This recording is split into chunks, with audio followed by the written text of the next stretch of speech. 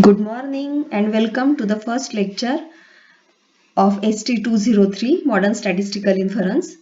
The title of our lecture is Introduction to Point Estimation. So let us try to understand the notion of point estimation through simple examples. We will also discuss sufficiency in this lecture. So what is point estimation? Have you heard this term before? Definitely, you must have heard it. Let us try to understand the notion of point estimation. I say we do it all the time. You may find it hard to believe, so try answering following questions. When was the last time you planned a pleasure trip with your friends? How did you go about it? You needed some planning, na? Suppose you decided to visit a nearby place or a seashore a nearby place. How did you plan? You called your friends, you planned the expenses, you decided how are you going to travel? Are you going to take your bikes or your two-wheelers, or are you going to travel by car? Then is it your own car or will it be a rented car? How much fuel will cost? How much money you will spend on the food and other stuff? So all this planning goes in there, na? In all this discussion, isn't it? By planning, we mean we plan so many minor things related to that trip. So, how do you gather this information? You will ask your friend, how much is the distance are we going to travel? So, what is the cost? So, isn't all this a part of estimation? Isn't it? Exact cost will be definitely different. Once you are done with the trip, then you will sit together and you may discuss things with your friends. You may look at the expenses and then say how much money was spent on food, how much was spent on the fuel, how much was spent on sightseeing and all, isn't it? Means there can be tickets and other stuff involved. So, isn't it? Before going, you will have some information, and after going, you will know exactly how much amount you have spent on these various things or items. So before going, you would have gathered some information and then you would have uh, inferred these costs, isn't it? So this is nothing but the point estimation. Hmm? Other example, how do you decide which data plan is the most suitable to your needs? How do you decide the data plan for your mobile? You decide. Now these days there is less choice, obviously. You may be going for a 1 GB plan per day or maybe more depending on your requirements. But again, isn't the similar thought process involved while answering this question also? So now open your eyes and try to understand. Whenever you discuss or you decide, you take a decision, so much thinking goes on in your mind, and then you gather the information that you can call as data, and then the next thing you do is you infer things, you infer numbers, or you infer certain unknown quantities, isn't it? So that you can call as point estimation, isn't it? All this process you can call as point estimation. So now I hope you will believe that we do estimation all the time. So what is the problem in statistical terms now? Let us try to put it in a better manner. So suppose an experimenter is using, or he has gathered some data. So it's a sample x1 to xn. And the purpose behind collecting this information is, or collecting this data is, to uh, extract information about the unknown parameter theta. So now what will happen if the sample size is very large? Means if you have a really large sample, you will be dealing with a long list of numbers. And then it will be like your mind or your brain will be lost in this list of numbers and it will be difficult to interpret, isn't it? So what is the important fact here when it comes to data? The information in the sample you should try to summarize somehow. So how can you summarize it? So you will look at the key features of the sample, like sample mean, sample standard deviation, sample range, etc. Isn't it? All these are key features of the sample, or sample median. These are very simple, but there can be other features also. So what you do is, when you have data, you try to extract information from the data. So how do you extract information? So by summarizing the data. So in this extraction of information, in this process, summarization of the data is equally important, isn't it? It's an important step towards the extraction of information. So how do you summarize? So whatever I have mentioned so far, sample mean, sample median, etc., sample range, all these are functions of sample values, isn't it? So a data can be summarized by computing a statistic, which is basically function of sample values. So now, so is it always true that a statistic forms a kind of data summary or data reduction? If that is the case, then how does it happen? And why? Means why a statistic forms a data summary? Why? I think why, the answer to why is very obvious. But how does it happen? That is more interesting. So let us try to see. So let us see data reduction. So let us consider an example. So suppose you have information on two continuous uniform random variables over the interval 0 to theta. So x1, they are independently distributed. So x1 also takes values in the interval 0 to theta. x2 also takes values in the interval 0 to theta. And they are now, because both are there, no, both are involved. So their sample space will form a square. uh, I'll show you the picture in a minute.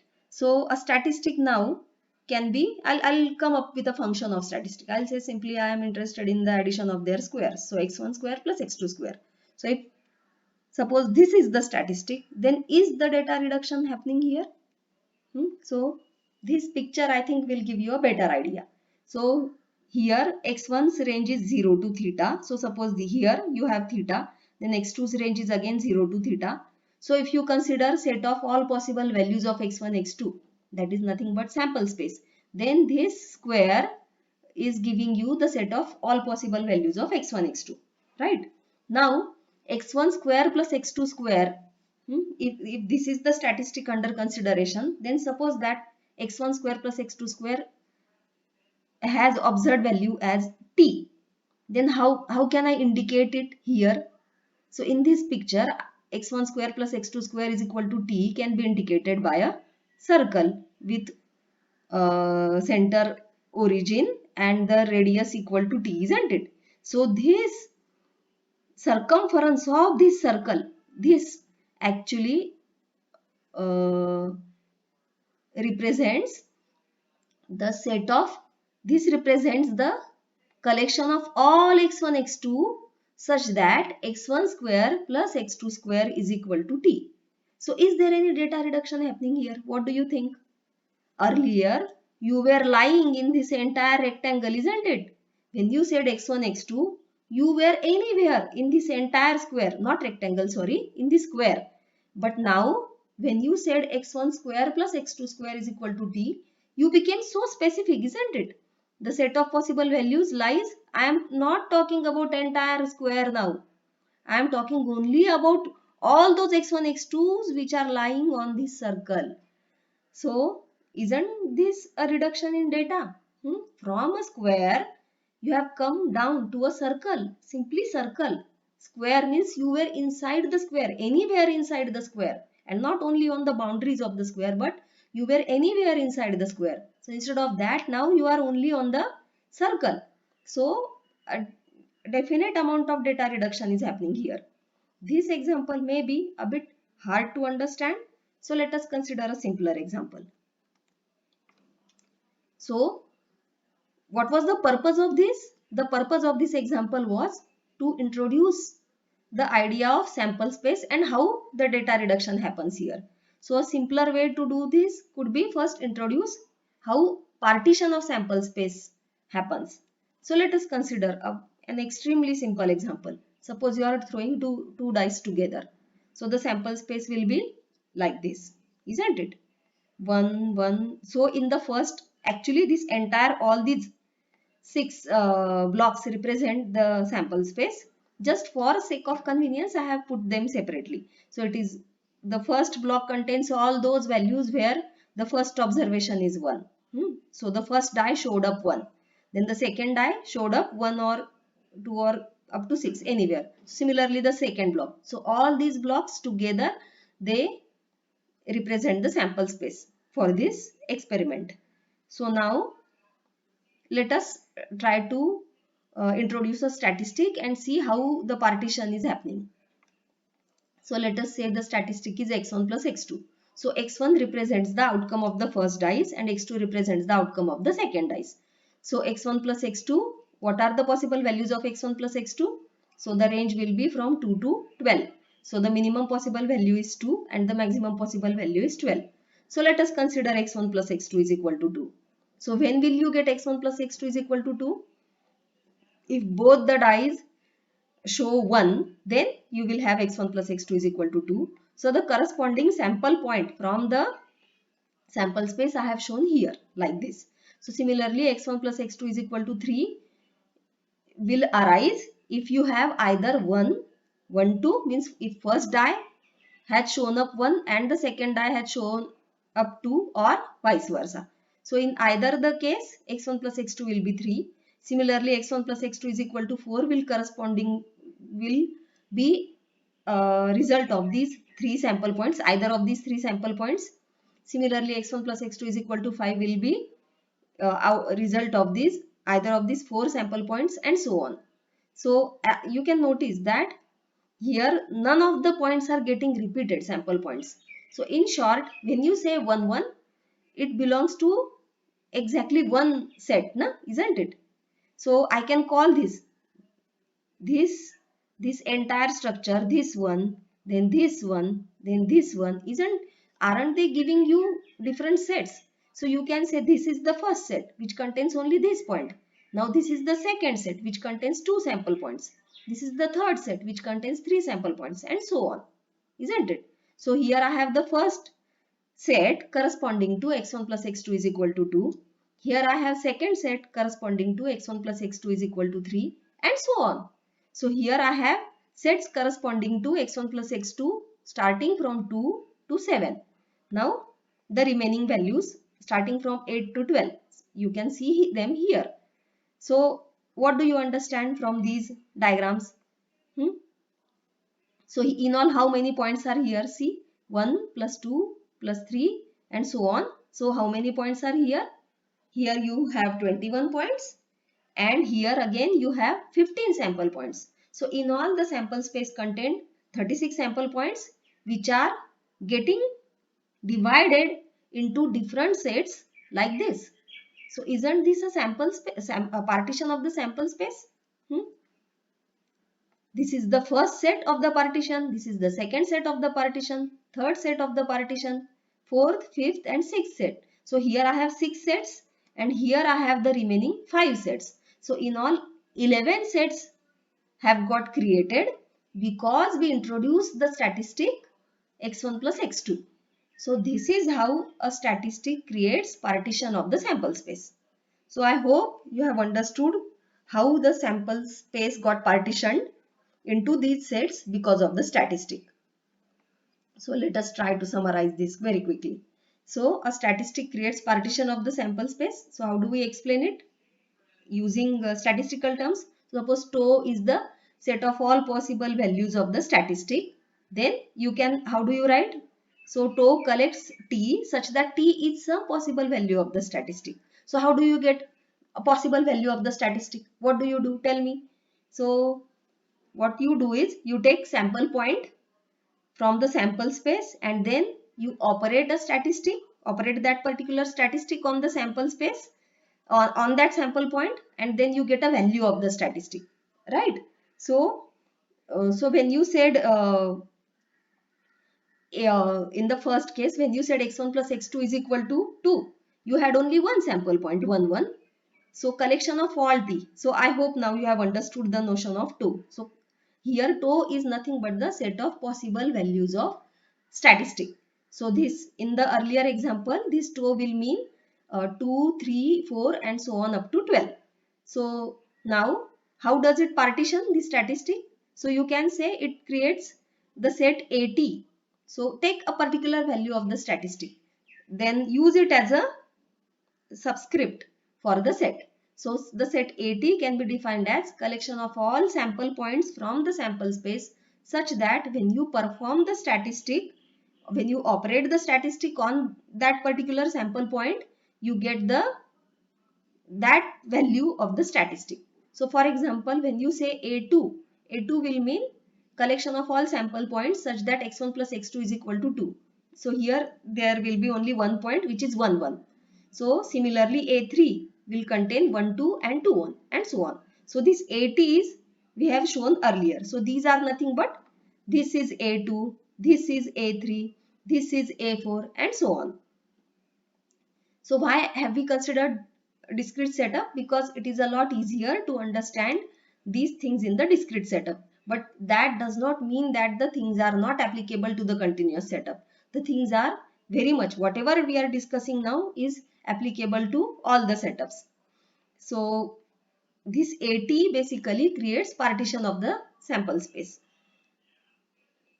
So now instead of reporting entire sample, it is enough to report Tx is equal to T, or equivalently, or in other words, how do you say Tx is equal to T? You can say, or you can say X belongs to the set AT. So in either way, instead of reporting entire sample, you can report one of these two. So this is how the data reduction or the data summary happens here. So does it mean data reduction? Does it always mean dimension reduction? Because that is what you have in your mind. Na? When you say data reduction, you always have this notion in mind that dimension reduction is also happening, because that is what happens in most of the cases.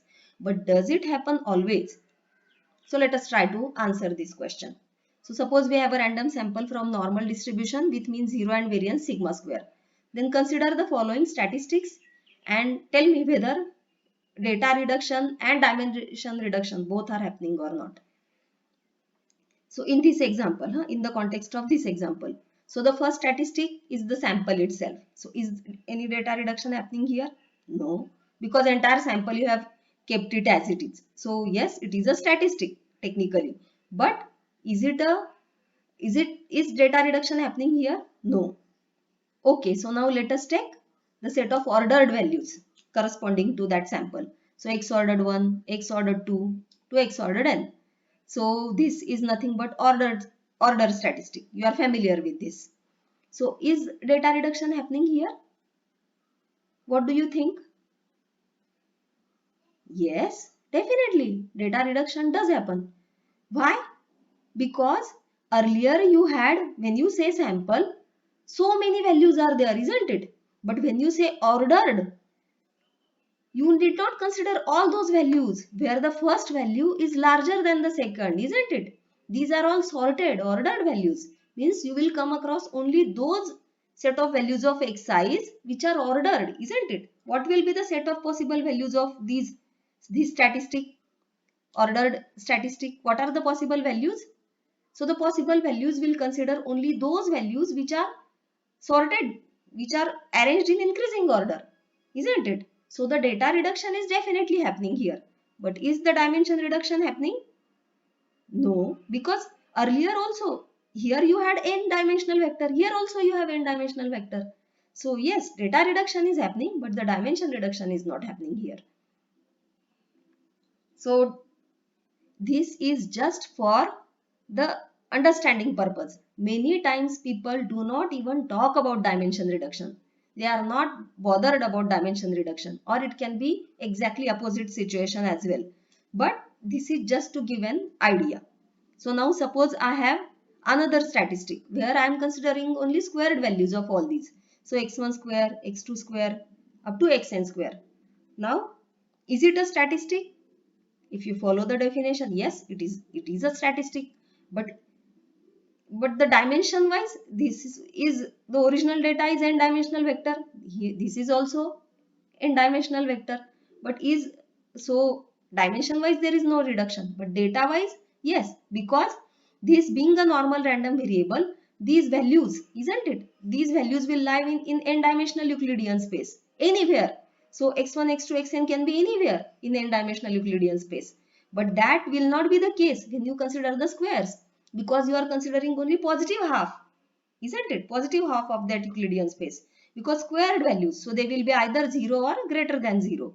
So data reduction has definitely happened here, isn't it? So I hope now you have understood the difference between uh, data reduction and dimension reduction. And data reduction, even though you may not feel immediately, but it happens in most of the cases. I mean for most of the statistics. So now from data reduction, dimension reduction, let us come to the point of interest. So the all this purpose of this discussion is to introduce the notion of sufficiency. So let us talk about sufficient statistic. So what is a sufficient statistic? When we say that something is sufficient for a task, we mean that that particular thing is enough to serve the purpose, isn't it? Is mobile sufficient to call a person? Only handset? No, you need internet, sorry, you need network and all. But suppose all those things are there, then will you be able to call that person? No, you need that person's cell phone also having all these facilities, isn't it? So now try to think about things which are needed to carry out a certain task. So you can say that those things are enough, means they are sufficient for a particular task, isn't it? So now instead of talking about a task, our let us shift our focus to the point under consideration, which is inference. So let us talk about inference. So in case of inference, the term sufficiency or sufficient statistic carries the same intention, isn't it? The same meaning is uh, assumed here. So a statistic which has enough content about the parameter will be a sufficient statistic, because the purpose of inference is this, all this discussion is, we are, the purpose is to estimate the unknown quantity, the parameter. So a statistic which has enough content about the parameter. Now this is not a formal definition, this I am writing just to give you an idea about the notion of sufficiency in as simple words as possible. So now when can we say that a statistic has enough content about uh, about a parameter which is to be estimated? Hmm? Right? So how do we judge a statistic? Tell me, how can we say whether a statistic is good or what? Have you ever heard these terms like good statistic, bad statistic? You may not have heard, because these are subjective things, goodness, badness. But uh, um, so we don't judge statistic like this. Na? How do we judge a statistic? So we also don't look at the set of possible values. Do we consider that?